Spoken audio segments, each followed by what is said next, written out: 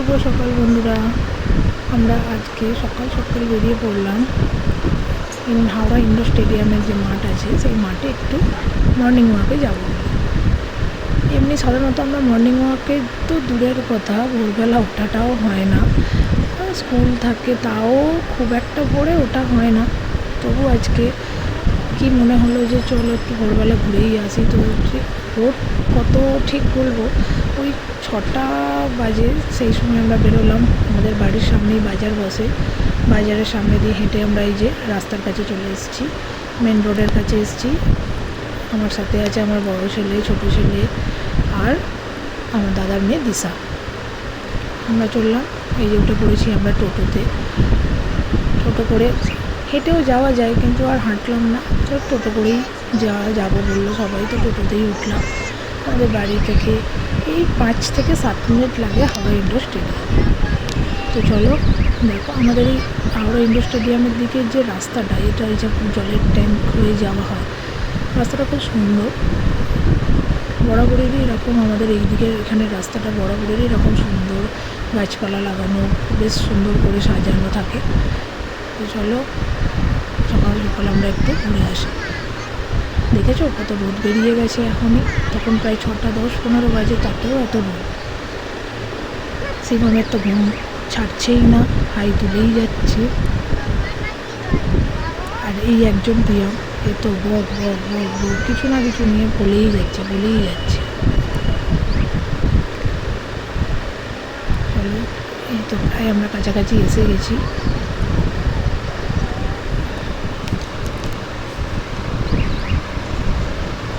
এই যে দেখতেই পাচ্ছ কত সুন্দর করে সব কিছু সাজানো।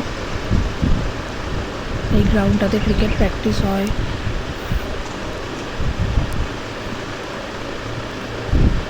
এই যে আমরা টোটো থেকে নেমে পড়েছি।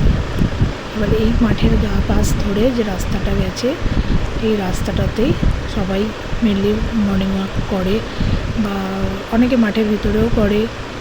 রাস্তা ধরে সবাই হাঁটাচলা করে। রাস্তা ধরে অনেক খাবারের দোকান আছে, অনেকে সকাল সকাল শুধু চায়ের দোকানগুলোই যদিও খোলা থাকে। এই যে আমরা 3জন হাঁটছি।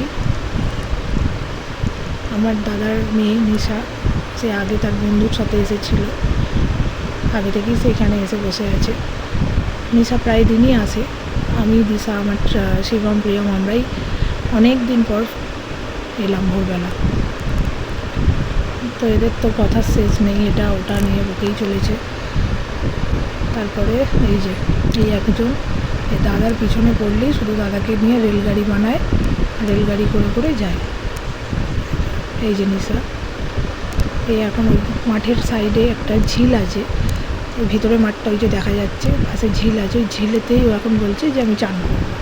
কী জ্বালা বলো দেখি, ওকে ওখানে চান করাতে হবে।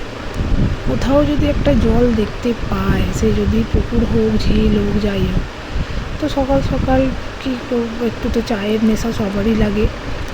এই দাদার দোকান খুলে গেছিলো, তো এখানে একটু ভাবলাম চাটা খেয়ে নিই। এই যে নিয়ে নিয়েছি চা, ওনাকেও চা দিতে হবে। এই একজন, এর গরম লাগছে চাটা, প্রিয়মকেও চা দিতে হবে। তো চাটা খেয়ে আমরা আবার বাড়ির জন্য টোটো ধরে চলে যাচ্ছি। এই যেটা হচ্ছে আমাদের হাওড়া ইন্ডোর স্টেডিয়াম। যাওয়ার পথে বাঁদিকে একটা পোগো কিডস স্কুল পড়ে, বাচ্চাদের কিন্ডারগার্টেন স্কুল। তো ওটা দেখে আমার ছেলে বলছে যে মা, এখানে কি পোগো কিডস কার্টুনের সব কিছু তৈরি হয়? হ্যাঁ, এনেছি দূর পাগল, এখানে কিডসি, পোগো কিডস এগুলো হচ্ছে স্কুল, পাশাপাশি রয়েছে, দেখতে পাচ্ছিস না? বলছে ও। তারপরে বলছে মা দেখো, এই রাস্তাটা দেখলে মনে হয় যেন আমরা কলকাতা দিয়ে যাচ্ছি। কলকাতা থেকে কেউ যদি হঠাৎ, তার মনে হবে যেন কলকাতাতেই আছি। আমরা এরকমই বরাবরের এই রাস্তাটা। চলো টাটা, আজকের মতন বাই বাই। আবার কোনো একটা ভিডিওতে তোমাদের সাথে আবার দেখা হবে। এই যে আমরা 4 মূর্তি। চলো টাটা, সবাই ভালো থেকো, আর আমরা পারলে আমার ভিডিওটা একটা লাইক করো।